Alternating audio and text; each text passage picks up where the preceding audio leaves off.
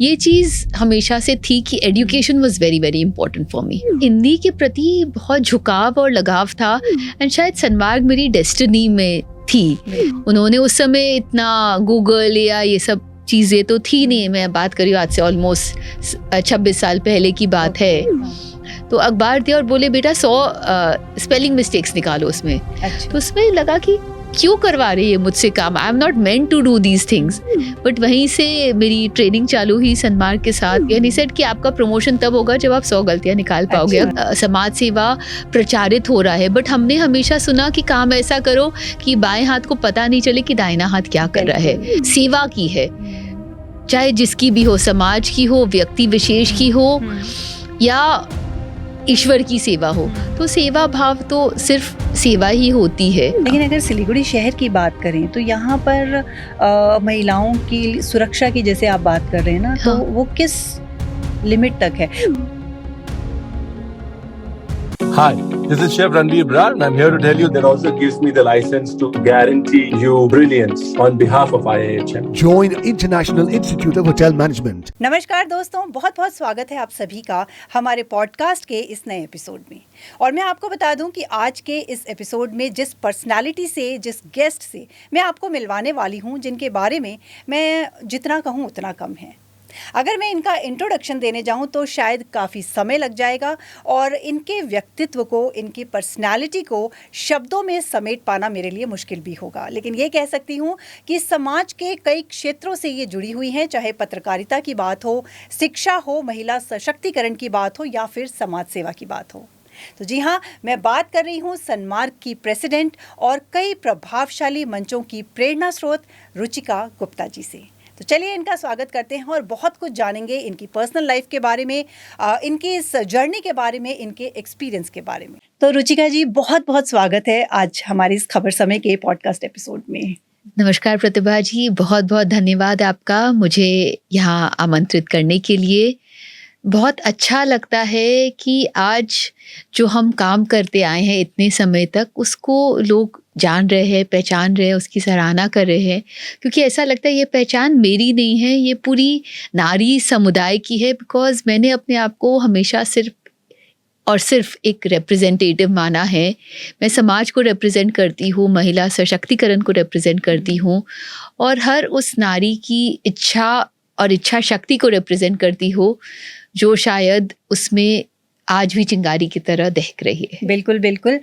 एक एक करके मैं आपसे बहुत सारी चीज़ें पूछूंगी, क्योंकि जैसा मैंने शुरुआत में ही कहा कि आप समाज के बहुत सारे ऐसे प्रभावशाली क्षेत्रों से जुड़ी हुई हैं जिन पर कार्य करने का सपना तो बहुत लोग देखते हैं लेकिन किसी वजह से नहीं कर पाते हैं, और आप वो काम कर रही हैं। तो हम सभी के लिए आप बहुत बड़ी इंस्पिरेशन है। लेकिन शुरुआत में करूँगी कि जहाँ एक होता है ना बचपन का समय, जब एक सपना देखा जाता है कि मैं तो बड़े होकर ये ही बनूंगी, तो क्या शुरू से ही आपका इस तरीके का कुछ शौक था? क्या सोचा था आपने? शुरू से ये शौक जरूर था कि कुछ बड़ा करना है और लोगों की मदद करनी है। आई think I started very young. उस समय समझ में नहीं आता था, पर आई रिमेंबर जो शुरुआती दिन थे, मैं घर में जितने स्टाफ होते थे सबको बिठाती थी, बोलती थी पढ़ाई करो, चलो बैठ के अपना सिग्नेचर करो। और जो भी पॉकेट मनी मिलता था हमेशा उनको बताती थी कि पैसा इन्वेस्ट करना चाहिए। तो और घर में सब बोलते थे कि जब देखो ये किचन में ही बैठी रहती है, पता नहीं क्या करते रहती है।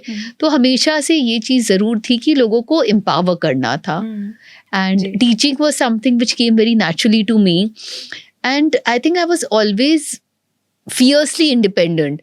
So class 9 से ही I started working। जैसे ही बोर्ड एग्जाम्स खत्म हुए, नर्सरी स्कूल में पढ़ाया, हमेशा कुछ न कुछ खुरापात जरूर करते रही मैं। मुझे लग रहा है कि मतलब एक जो अभी आपने बताया सभी स्टाफ को ये करना, उनको तो एक कहीं लीडरशिप क्वालिटी वाली जो बात होती है ना कि इतनी कम एज से सब चीज को मैनेज करने का एक कोशिश, एक प्रयास, आई थिंक वो था आप में। वो तो हमेशा से था, plus community builder. I think leadership से ज्यादा I have always wanted to support the tribe. Correct. तो अगर कुछ हो जाता था, कोई सर्वेंट आके बोलता था मेरे बच्चे को पढ़ाना है तो अपने बुक्स निकाल के देना, ये वो, तो ये चीज़ हमेशा से थी कि education was very very important for me. बिल्कुल बिल्कुल। तो आप कोलकाता से बिलोंग करती हैं, born and brought up Kolkata से हैं।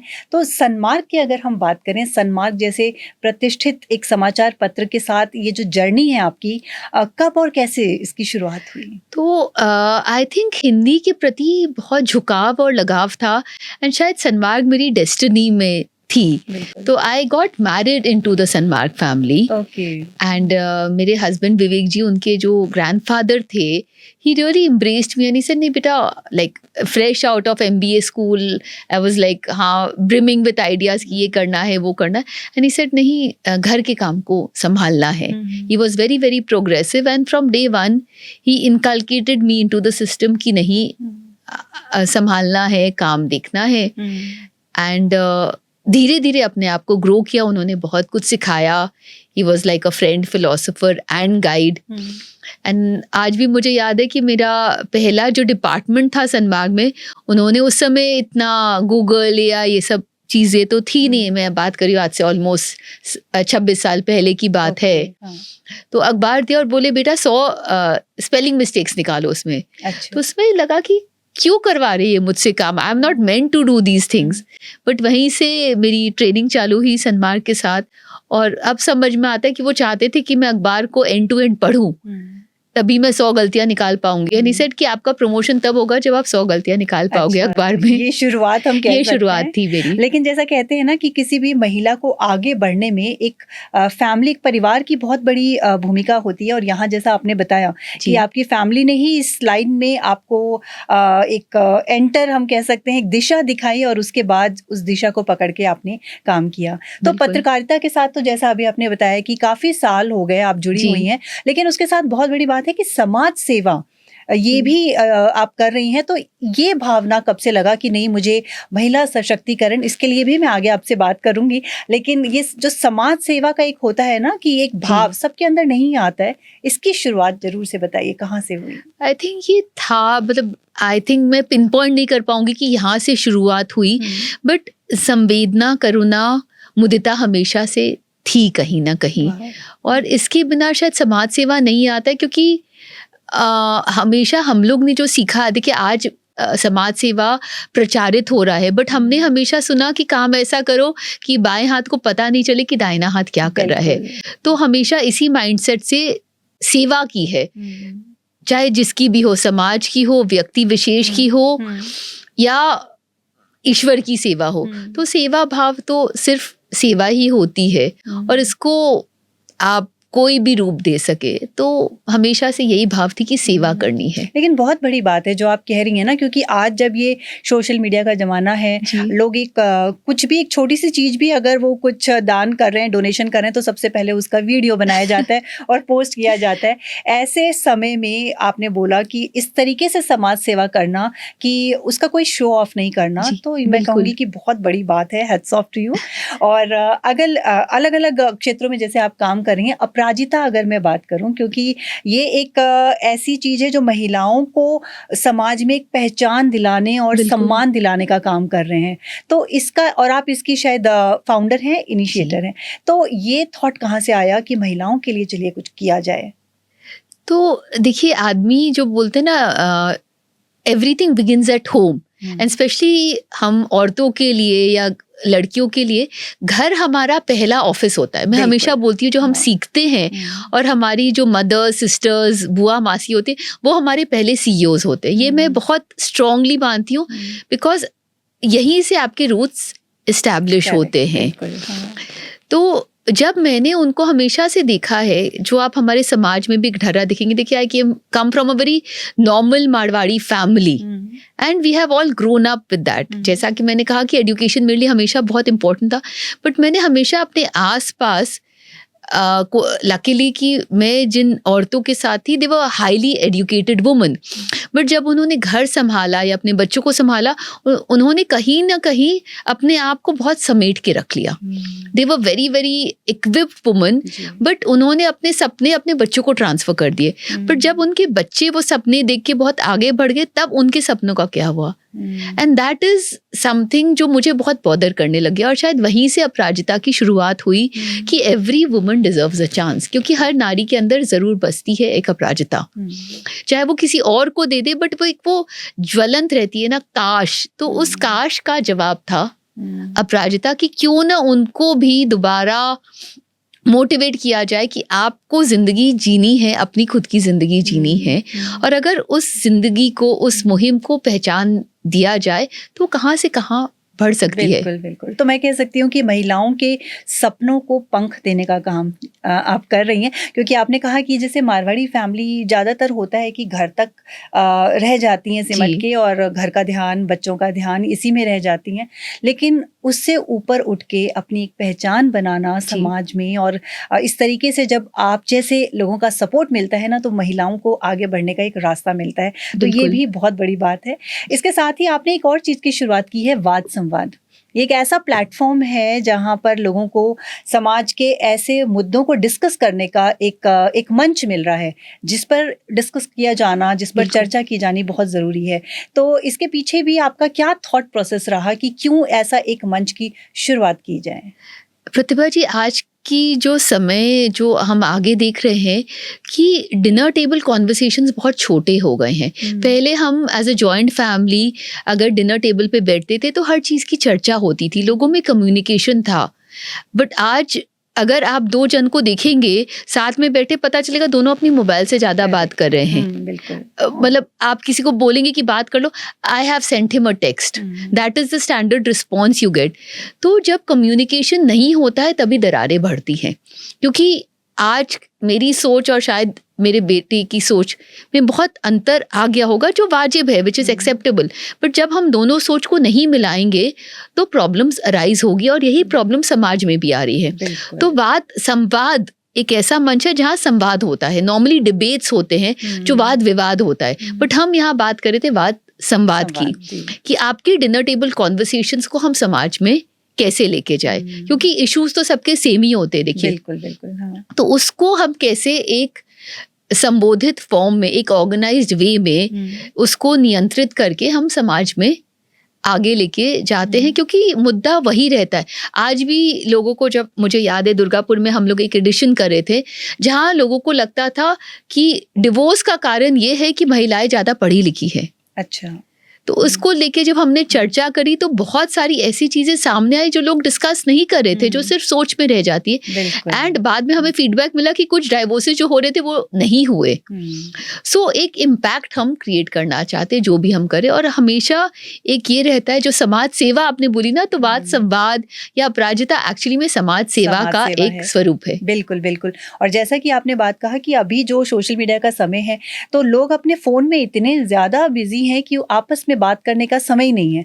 एक्चुअली कहा जाए तो समय तो बहुत है, लेकिन वो यूटिलाइज कहीं और हो रहा है। बिल्कुल। और हम सोशल रिक्लूस बनते जा रहे हैं, क्योंकि हम इतने अपने कंफर्ट जोन में घुसते जा रहे हैं कि हमको शायद और लोगों से बात करने में हिचकिचाहट होने लग गई है। बिल्कुल बिल्कुल। तो ये एक जो प्लेटफॉर्म है, ये बहुत बड़ी बात है, इस तरीके की सोच और लोगों को ऐसा एक मंच देना जहां वो आकर खुलकर बात कर सकते हैं किसी भी टॉपिक पर, तो बहुत बड़ी बात है।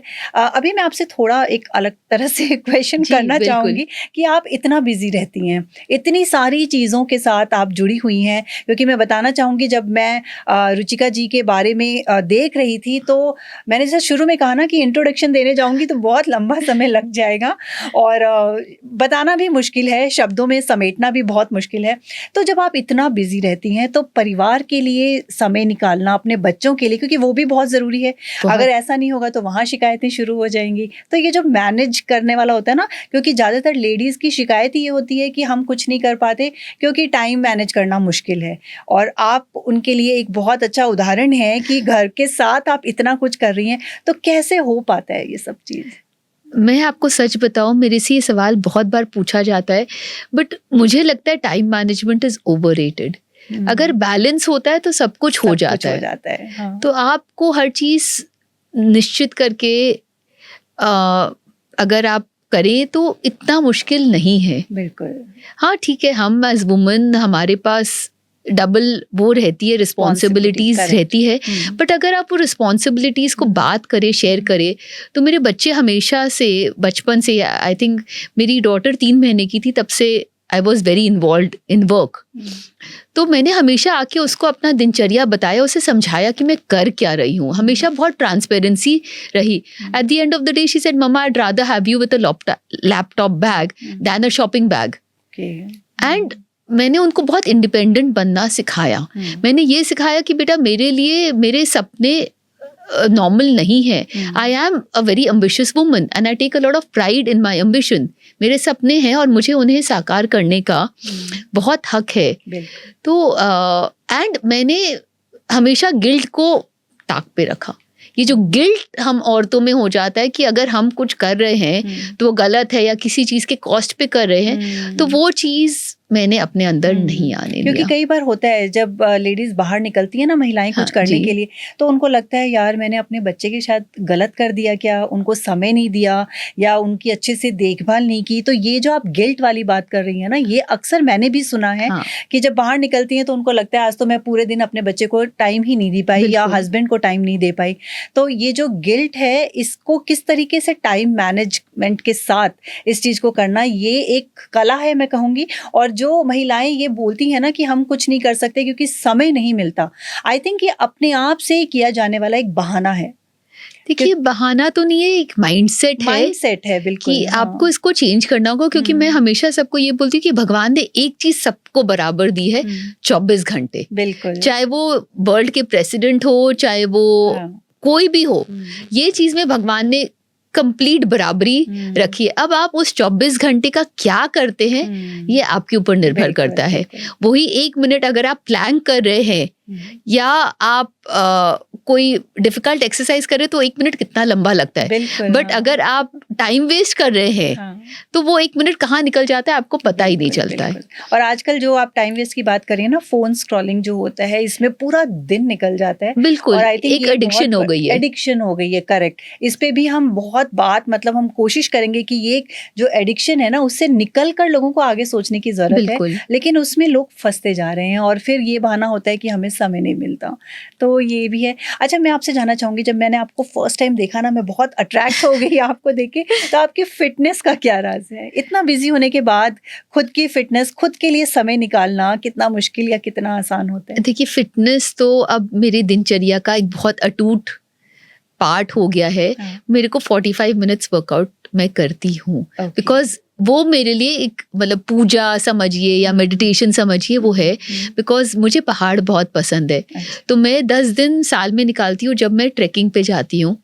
और मैं उसको मतलब उसके लिए ट्रेन और फिट रहना बहुत ज़रूरी होता है। तो it's something which is non negotiable. It's not beauty related, it's just mental fitness related. बिल्कुल बिल्कुल, क्योंकि सब चीज चाहिए ना, ब्यूटी भी चाहिए। नहीं, सब कुछ चाहिए, but I am just saying कि it's not a fad for मी।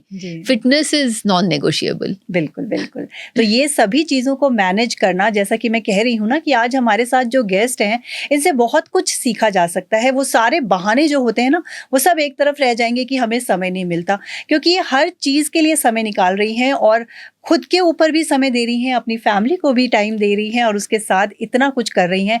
तो रियली आप बहुत बड़ी इंस्पिरेशन है। इनफैक्ट मैं तो आपसे बहुत ज़्यादा इंस्पायर हो रही हूँ प्रतिभा जी। और अगर सन्मार्ग की मैं अगर बात करूँ ना, तो सन्मार्ग के अंडर में ऐसे और भी बहुत सारे कार्य हैं तो जो एक समाज को ना प्रोत्साहन देने का काम कर रहे हैं। जैसे मैंने बोला अपराजिता है, वाद संवाद है, उसके अलावा बिजनेस अवार्ड्स हैं, फिल्म फेयर अवार्ड्स भी हैं। तो उनके बारे में थोड़ा सा मैं जरूर जानना चाहूँगी। तो एक अखबार जो होता है या मीडिया जो होती है वो एक प्लेटफॉर्म होती है।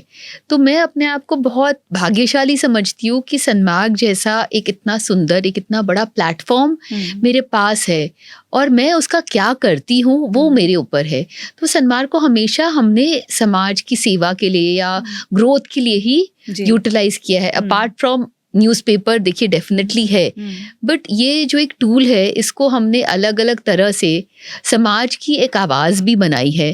तो चाहे हम बिजनेस अवार्ड्स करें, चाहे अपराजिता करें, हम इसे एक मंच की तरह ट्रीट करते हैं जहाँ समाज में जो हो रहा है या समाज के जो लोग अच्छा काम करें उन्हें प्रशंसा मिले, उन्हें एक सपोर्ट मिले, उन्हें एक मोटिवेशन मिले, उसके लिए भी यूज़ करते हैं। तो ये जो सारे इवेंट्स हम लोग ने प्लान किए उसमें एक अंडरलाइंग यही रहता है कि समाज को बढ़ावा हम दे। बिल्कुल बिल्कुल। तो इस तरह से हम एक राम अवतार गुप्त उत्कृष्ट शिक्षा भी करते हैं, हाँ। जहाँ जो बच्चे हिंदी में अच्छा करते हैं उन्हें हम प्रोत्साहन देते हैं, जो टीचर्स हिंदी में पढ़ाते हैं। यानी इसीलिए नहीं है कि हम एक हिंदी अखबार है, ये इसलिए कि आज के दिन में हिंदी हमारी राजभाषा है, हमारी मदर टंग है। तो हम अपने रूट्स को कनेक्ट करने के लिए भी ये सारी काम इसके बारे में मैं बिल्कुल आपसे बात करने वाली थी, क्योंकि राम अवतार गुप्त अवार्ड्स जो 10th और 12th में जो बच्चे हिंदी में एक्सीलेंस करते हैं उनके लिए ये स्पेशली है। और हिंदी सब्जेक्ट का अक्सर देखा जाता है ना कि दूसरे सब्जेक्ट्स को ज़्यादा अहमियत दी जाती है कि आप इनमें अच्छा करो, हिंदी तो हो ही जाएगा। और अक्सर बच्चे हिंदी में ही कहीं ना कहीं मात खाते हैं, कहीं ना कहीं उनका एक इंटरेस्ट भी हिंदी में कम होने लगता है कि आगे चल के तो ठीक है इसका क्या काम आएगा। लेकिन हिंदी को लेकर इस तरीके का एक प्रोत्साहन देना ये बहुत बड़ी बात है जो आप लोग कर रहे हैं। इसकी भी शुरुआत करीब 19 साल पहले की थी हम लोगों ने, और 7 बच्चों से किया था। आज देश के कोने कोने से हमारे पास बच्चे आते हैं। इनफैक्ट हम लोग ने एक लास्ट टाइम रिसर्च भी किया था कि करने के बाद बहुत स्कूल्स में हम लोग ने देखा है, हिंदी टीचर से मैं कॉन्स्टेंटली खुद टच में रहती हूँ कि नहीं बच्चे इंस्पायर हो रहे हैं, हिंदी के मार्क्स ओवरऑल हमारे स्कूल्स में बहुत बड़े हैं। तो बहुत अच्छा लगता है। इनफैक्ट करीब 3 साल पहले मेरे पास न्यूयॉर्क के एक कॉलेज से फ़ोन आया था, मतलब ईमेल आया था टू चेक हमारी वैलिडिटी एंड एग्जैक्टली क्या है, क्योंकि उन्होंने कहा कि बहुत अच्छा लगता है जब इंडियन बच्चे अपनी राजभाषा को लेके हमारे पास सर्टिफिकेशन आता है, क्योंकि नॉर्मली एक्स्ट्रा करिकुलर एक्टिविटीज़ तो रहती है और वहाँ जैसा कि आप जानते हैं कि विदेशों में जो है आज के दिन में हमारे देश में भी बहुत है ये स्ट्रॉन्ग चलन, अपने रूट्स को जो ऑनर करता है ना उनके लिए एक अलग रिस्पेक्ट। बिल्कुल बिल्कुल हाँ। और तभी मैं कह रही हूँ ना कि हिंदी कहीं ना कहीं एक पीछे छूट रहा था, लेकिन उसको एक लाइमलाइट में लाना मैं कह सकती हूँ, या उसको एक प्रोत्साहन देके बच्चों में वो उसके लिए एक रुचि पैदा करना, ये बहुत बड़ी बात है। और इसके लिए मैं आपको बहुत बहुत बधाई देना चाहूँगी क्योंकि इसके लिए आप लोग काम कर रहे हैं। लेकिन एक चीज़ था रुचिका जी कि अभी ये डिजिटल मीडिया का ज़माना है, तो पत्रकारिता का भविष्य आप कैसे देखती हैं? देखिए, पत्रकारिता तो रहेगी। हम लोग बात करते हैं राइट टू इन्फॉर्मेशन की। पत्रकारिता क्या होता है? इन्फॉर्मेशन देता है। अल्टीमेटली हम लोगों को वो बताते जो दुनिया भर में हो रही है।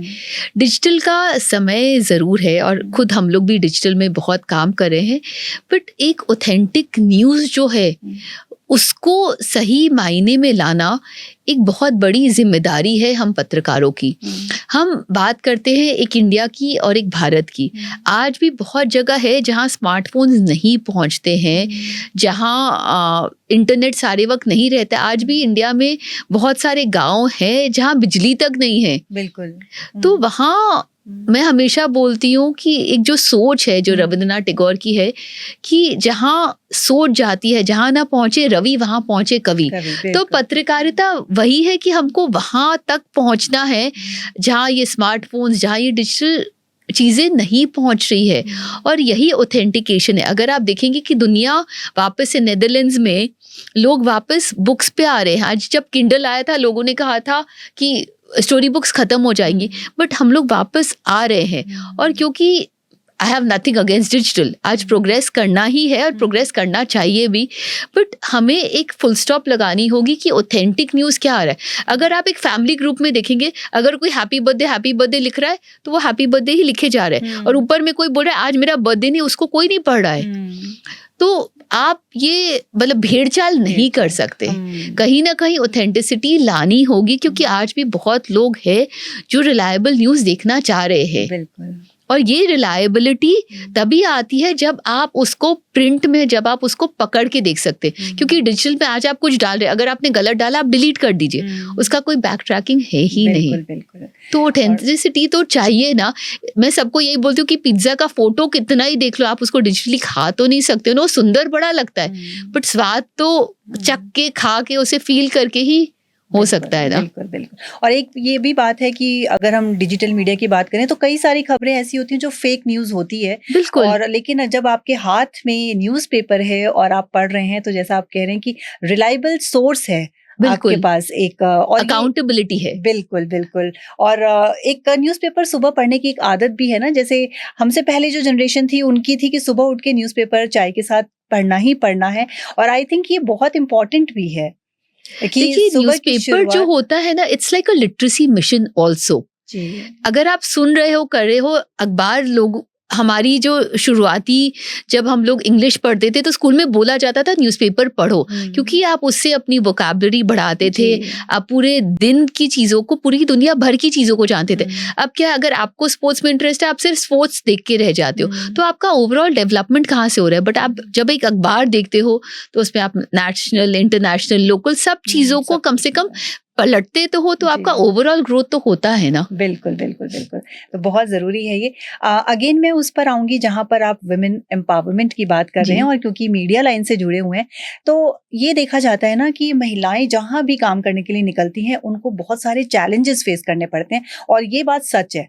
तो अगर मीडिया लाइन की बात करें तो कौन से चैलेंजेस हैं जो आपको लगता है कि अभी भी ज़रूरत है कि महिलाओं के लिए उस चीज़ के लिए काम किया जाना चाहिए जहाँ उनको कुछ प्रॉब्लम्स फेस करनी पड़ती हैं? देखिए, आपको भी पता है कि मीडिया लाइन ऐसा लाइन है जहां आज के दिन में आपको 24/7 सजग रहना होता है, तो बिल्कुल। आपकी अवेलेबिलिटी पूरे समय होनी चाहिए। प्लस न्यूज़पेपर लाइन की अगर मैं स्पेसिफिकली बात करूं तो शाम के वक्त के बाद ज़्यादा काम होता है।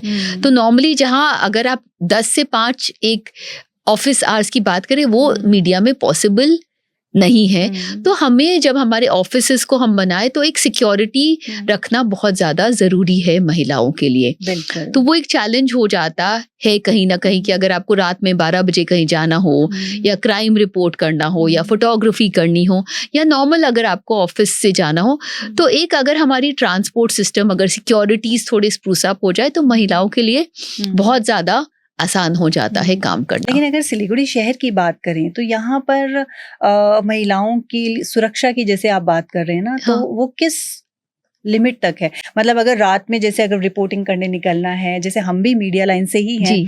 तो कहीं ना कहीं एक लगता है कि अभी इतनी रात में निकलना अकेले, तो एक क्वेश्चन मार्क तो अभी भी दिमाग जी में आता बिल्कुल है। आता है, मुझे खुद को भी आता है कि भाई नहीं है, सपोज नहीं हो, गाड़ी की सुविधा नहीं हो कि आप अकेले चल पड़ो, तो हमें लगता है कि हमको खुद को बहुत सुजग रहना चाहिए। आज के दिन में बहुत ऐप्स है, या घर पे लोकेशन ऑन कर लेना चाहिए। तो ये सारी चीजें जो है, तो हमें टेक्निकली और टेक्नोलॉजिकली अपने आप को बहुत सजग और सशक्त बना अपडेट भी लेना रखने चाहिए। की बहुत जरूरी है। बिल्कुल। हाँ। तो इन चीजों के बारे में भी अगर हम सोशल मीडिया पे या अखबारों पे लिखे, QR कोड से लोगों को ट्रेन करें, तो ये हम लोग बहुत करने की कोशिश कर रहे हैं कि भाई आप घर में बता के निकलो। और दूसरा, झूठ सच नहीं करना चाहिए। जो हम लोग कितनी बार एक्साइटमेंट में, कि अगर पता है कि कोई चीज कवर करनी है और पता है घर में परमिशन नहीं मिलेगा, तो एक नेचुरल होता है कि झूठ बोल के निकल जाओ कि मैं दोस्त के साथ जा रही हूँ। बट अपने प्रोफेशन को क्लेम करिए कि नहीं, मुझे जाना है, ये इम्पोर्टेंट है। अगर कोई डॉक्टर सर्जरी करने जाता है तो झूठ बोल के तो नहीं जाता है ना कि मैं सर्जरी, तो हम भी तो सर्जन्स ही है, हम भी न्यूज़ की सर्जरी कर ही रहे हैं। लेकिन आपने जैसे अभी बात की ना कि वो फैमिली में झूठ बोलकर जा रही है, तो जरूरत क्यों पड़ती है कि फैमिली में झूठ बोल के जाना है? बाकी प्रोफेशन में तो नहीं इसकी जरूरत बिल्कुल पड़ती। तो यहाँ पर क्यों झूठ बोलने की जरूरत पड़ती है? क्योंकि हम शायद कहीं डरते कि हम शायद वो मना कर देंगे हमें, मना कर देंगे, और बिल्कुल। उन्हें लगेगा कि शायद हमारा काम उतना इम्पोर्टेंट नहीं है, वेट कर सकता है। करेक्ट। तो अगर हम इस्टेब्लिश कर ले ये फैक्ट कि हमारा भी काम उतना ही इम्पोर्टेंट है और हमें ज़रूरत है, या हमारे ऑर्गेनाइजेशन को ज़रूरत है, तो लोगों की माइंडसेट्स बदल जाती है। शुरू से, जैसा कि मैंने कहा, कि कम्युनिकेट करना अपने प्रोफेशन के बारे में अपने फैमिली मेंबर्स के साथ बहुत ज़रूरी है। बहुत जरूरी है, बिल्कुल कम्युनिकेशन है। और जब फैमिली का सपोर्ट मिल जाता है जी, तो फिर तो आगे रास्ता खुला रहता है कुछ एकदम। भी करने के लिए। बिल्कुल। अच्छा रुचिका जी, जानना चाहूंगी, इतनी बिजी लाइफ है, इतना बिजी रूटीन रहता है, और आपको अपने लिए समय निकालना पड़ता है, तो आपकी एक होता है ना फ्री टाइम में कुछ करना अच्छा लगता है, एक मी टाइम जो कहा जाता है, तो आपकी हॉबी क्या है? क्या करना पसंद करती हैं? मुझे वॉकिंग पसंद है और मुझे नेचर बहुत पसंद है। तो जब मुझे समय मिलता है, या जो चीज के लिए मैं समय निकालती हूँ हमेशा, वो है कि मैं म्यूजिक चला के, I just like walking. Specially night walking अगर कुछ होता है तो गार्डन में या कहीं भी एक सेफ स्पेस मैंने अपना तय कर लिया है कि वहाँ मैं आधी पौन घंटा रोज मैं रात को चलती हूँ अकेले, जिससे मुझे लगता है कि एक सोच भी बनती है एक कि आगे क्या रास्ता तय करना है उसको लेके जरूर है। प्लस मुझे लिखना बहुत पसंद है, तो आई लाइक कि अपने कोने में बैठ के मैं लिखूं या कुछ पढ़ाई करूं।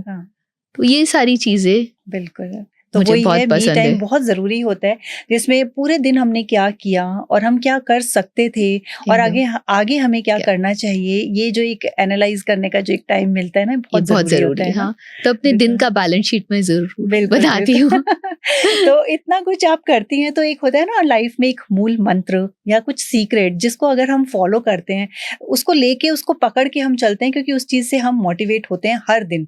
तो आपका मूल मंत्र क्या है? सीक्रेटली हम जानना चाहेंगे, सीक्रेटली तो नहीं क्योंकि ये कैमरे पर है, लेकिन क्या ऐसी चीज है जो आपको हर दिन मोटिवेट करती है इतना कुछ करने के लिए? सेवा करते रहिए, सेवा करते रहिए।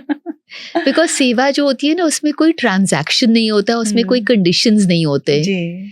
एंड सेवा एक समाज के प्रति बट खुद के प्रति भी अगर वो सेवा भाव रहता है, और अगर आप अपने काम को काम नहीं समझते हैं ना, जी। अगर आप उसे पैशन समझते हैं तो फिर बहुत आसान होता है चीजों को आगे लेके जाना। बिल्कुल।